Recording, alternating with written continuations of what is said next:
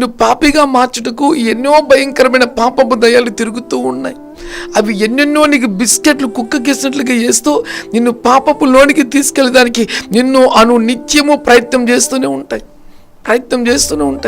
అది ఉద్యోగం కావచ్చు, డబ్బు కావచ్చు, బంగారు కావచ్చు, ఫ్రెండ్స్ కావచ్చు, ఇలా చెప్పుకుంటూ పోతే కన్నా హెల్ప్ అంటూ కావచ్చు, ఎన్నెన్నో ఊహకు మించినటువంటి పాపపు కార్యాలు పట్టుకుందానికి నిన్ను ప్రయత్నం చేస్తుంటాయి. అయితే వాటి వల్ల కాకుండా నిన్ను పాపిగా చేయకుండా నిన్ను స్థిరమైన వ్యక్తిగా నువ్వు ఉండాలి అంటే దేవుని వాక్యం చెప్తుంది. ప్రియమిత్రులారా, నీ వాక్యమును బట్టి నా అడుగులు స్థిరపరచుము.